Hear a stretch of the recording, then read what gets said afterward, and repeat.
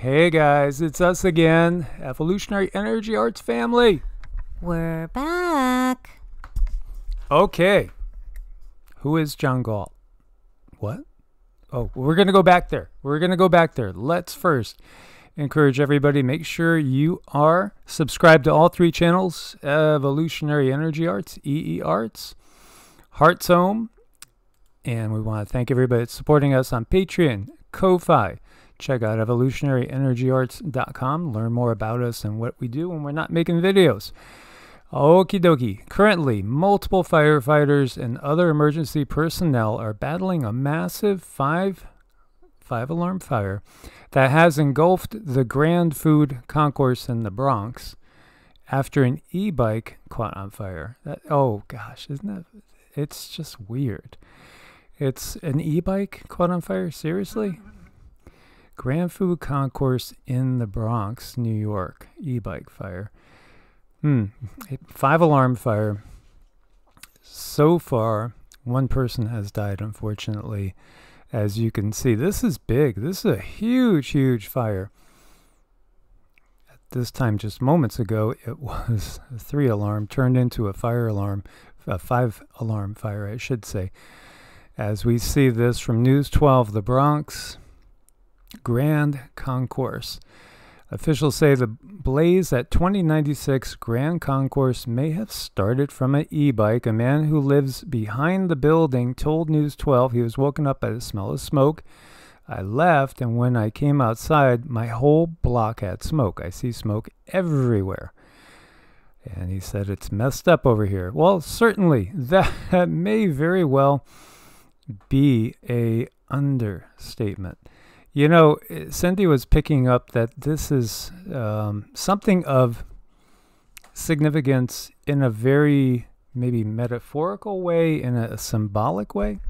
Well, yeah, you know, I mean, something just kept telling me, look deeper, look deeper, look deeper. And, you know, sure enough, that information comes up, and I do like to kind of follow my own and instead of take other information, because that makes it more authentic. But I was really surprised to find out what we found when I was saying go further. There's also some infighting going on here. There's a lot more than what we see. I feel a lot of energies coming together, good, bad, ugly, mostly ugly. Okay, so when we talk about this Grand Concourse, you know, this is actually a series of stores, and you can see the list of the stores in this Concourse Plaza, of which, you know, there's quite a few different ones. You know, typical Starbucks. You have things like the Bank of America ATM, Bank of America Financial, Blink Fitness, Burger King, CVS. You have all sorts of things in here. Big mix. It's interesting to look at the history of this. The Grand Concourse, also known as Grand Boulevard and Concourse, is a 5.2-mile thoroughfare in the borough of the Bronx in New York City. Grand Concourse runs through several neighborhoods, including Bedford Park, Concourse Highbridge, Fordham, Mott Haven, Norwood, and Tremont. For most of its length, it is 180 feet wide, though portions of the concourse are narrower. It was designed by Louis Alois Risset, an immigrant from Saint-Avold, Lorraine, France. He first conceived of the road in 1890, and the concourse was built between 1894 and 1909, with an additional extension in 1927. The development of the concourse led to construction of apartment buildings surrounding the boulevard, and by 1939 it was called the Park Avenue of middle-class Bronx residents. Period of decline followed in the 60s and 70s when these residents became dilapidated and the concourse was redesigned to be more motorist friendly. Renovation and redevelopment started in the 1980s, and a portion of the Grand Concourse was reconstructed starting in the 2000s. The southern portion of the Grand Concourse is surrounded by several historically important residential buildings, which were listed on the National Register of Historic Places in 1987. as part of the Concourse Historic District. In 2011, the New York City Landmarks Preservation Commission designated numerous buildings around the Grand Concourse as part of a city landmark district.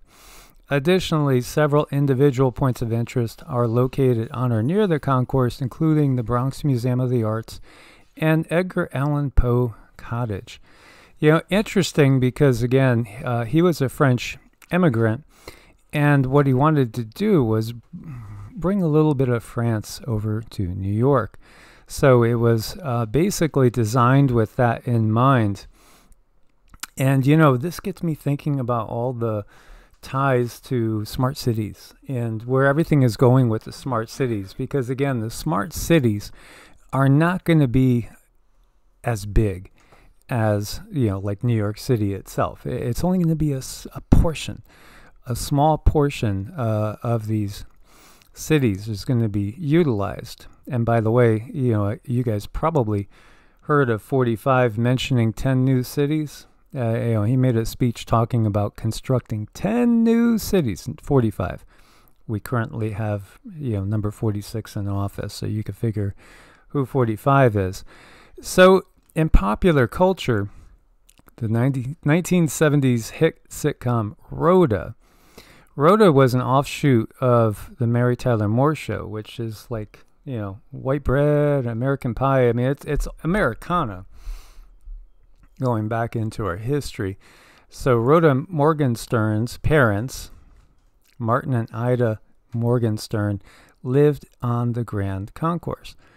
And, you know, part of the show, her wedding that had actress Valerie Harper, was taking part in the Grand Concourse. Now, when you look down further, you see in Anne Rine's novel, The Fountainhead, Peter Keaton and Dominique Francone are driving to Connecticut to find a judge and get married. She tells him, get to the Grand Concourse. Fewer lights there. It makes you really think about all the little things in all of the movies, all these little, you know, innuendos and stuff. Now, Anne Rand, in case you're not familiar, her most favorite novel was Atlas Shrugged, 1957 novel, her longest novel, fourth and final one published during her lifetime, the one she considered her magnum opus in the realm of fictional writing. It includes elements of science fiction, mystery, and romance, and it contains her most extensive statement on objectivism in any of her works of fiction.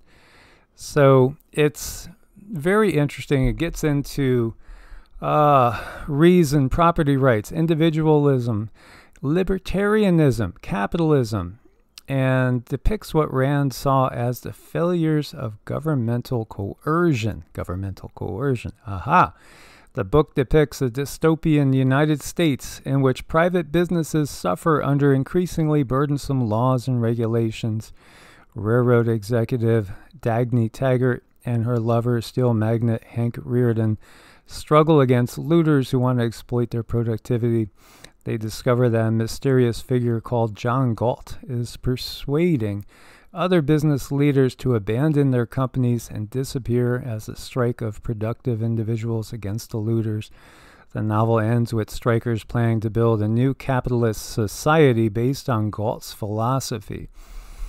It received largely negative reviews, but achieved enduring popularity and ongoing sales in the following decades. The novel has been cited as an influence on a variety of libertarian and conservative thinkers and politicians. After unsuccessful attempts to adapt the novel for film or television, a film trilogy was based on it, was released from 2011 to 2014, which I did watch, you know, and again, it was kind of, you know, the interpretation was, could have been better, but the character John Galt's fascinating in and of itself. Again, cult of personality, you know, and there's so many allusions to everything we're going through right now. You know, we've swung in one direction. We're going to probably swing in another direction. If we look to the presidents that we had, we keep going farther apart from center. and more towards the left, more towards the right. That's the whole point. Again, it's bringing in something totally, totally new. And then you have this. This is from a long time ago. 9/22/2011. This was something that got pretty popular, and this is 12 years ago, in godlike forums. I am John Galt. I am a time traveler. Asked me a question. Basically, there was all this buzz about this John Galt character, and talking about the war and all the different things going on, all the connections behind the scenes of the Illuminati families that we talk about, all the secret societies, the war that's planned, all these things, the big economic collapse, etc., etc. So there was actually probably a series of people claiming to be this person, and it got kind of confusing, but it was all the rage and the buzz for a while. Mm-hmm. And that's always fun. I didn't look into any of this. I don't remember it. I'm just following that look deeper type of feeling, and then finding our understandings and putting these things together. So, thank God Mike, he can retain so much information. He does remember this stuff. So between the two of us, we found this is very, very curious. This is this time. So how many people really, I think my whole part in this big mystery is to get people to understand that their energy is power. How many people really believe if you start taking care of yourself, if you do the right thing, you eat the right foods, your vibration goes up, and we have a choice on how this whole thing unfolds. We can help ourselves and we can help people around us. One thing that we won't get away from is the controllers are changing the whole system. But we have to know inside, deep in our hearts, soul, mind, that we are in control of our own destiny in so many ways. Yeah, as you can see here, this created quite a stir that lasted for years. The oldest thread I see right here is 2008. It might have even been like right around 2000 that it started coming in. Special Q files broadcast Steve Quayle and John Galt. Yeah, coming weeks of financial peril. And then this one. And number 45 is John Galt. Don't you realize you're watching Atlas Shrugged play out right now? It just feels like there is some sort of significance. And here we have just like a week ago, a little bit longer than that, a couple weeks ago, somebody saying, who is John Galt? It's just one of those things that, again, the symbology and the little connections. So there feels like there is some sort of connection to all this fire. Obviously, if you caught our first video today, we're talking about the sleepers that have been activated. Absolutely. There is a full-blown massive army inside the country right now, also inside the NATO countries over in Europe. And absolutely, this is part of that.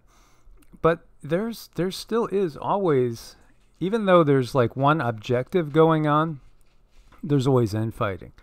You could go back to the Enkyites and the Enlilites, and they were arguing. They're always arguing. In fact, it's just their way. Again, when you have people that are dedicated to only themselves and will throw the entirety of humanity under the bus, they're going to turn on each other too. Oh, yeah. And with this information, it's like we got to look at it and think, well, how does this help us? Well, when you understand the true things that are going on, you're in a much better place to position yourself. If you have an inner understanding, you can take care of yourself like you need to, because these guys are going to fight forever. This is going to go on forever until we're, out of this dark age. But I was looking back on this information, and I was hearing that once upon a time there was a government, and I hope I don't get in trouble, a mafia, and they were working together. But what this has bloomed into, this is like one big organized, I'm scared to say it, but it's not good, and they're still fighting each other. Absolutely. Because again, when the cat's away, the mice will play, so to speak. And the mice will fight amongst each other too over cheese, whatever scraps they could get.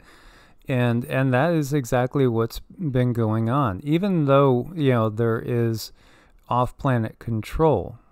Here on planet, especially when you don't have that much supervision from the off-planet control, absolutely, these factions can go after each other big time, all the time, and they do have that tendency. So again, white hats. Well, we have to look to ourselves for the white hats. That's up to us, and that means the average people around the world waking up, recognizing what's going on, and not going along with it. And, again, their modus operandi is, divide and conquer, divide and conquer.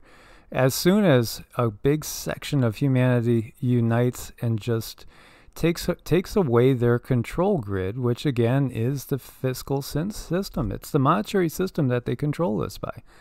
So when people work outside of that, that's going to take a lot of their power away. And when we call them out on the fact that, hey, this is completely contrived, and we get enough people to realize it, then again, we could have real change.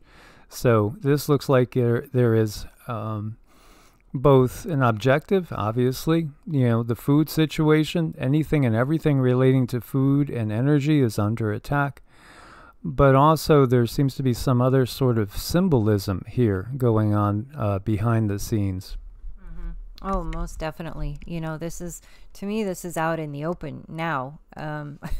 This is something that's, I don't know, my spidey senses are up, my cackles are up. This is really concerning me, this one here, because it's almost like the next punch or the next blow is going to be bigger, and this is big enough. Is it not big enough? I mean, look at our food. The food eventually will become more and more scarce. I think people need to get with their local farmers, and local farmers need to get with other local farmers and start pulling people together so that when this system is no longer being used, there is something to fall back on. I know some of you are really good, and you are working in your communities, and you are pulling people together. You're waking up as many as possible, and that's what it's going to take.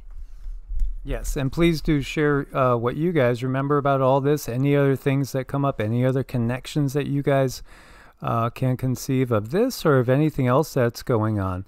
As we are absolutely, we're very busy ourselves with getting ready for another move, and we're in the process of that to get to a spot where it's a little bit more remote, a little bit more self-sustainable, because yes, absolutely, we're in those times, and so we're trying to keep abreast of everything, keep you guys up to date, give you our insights, as well as doing construction and doing all sorts of crazy stuff at the same time.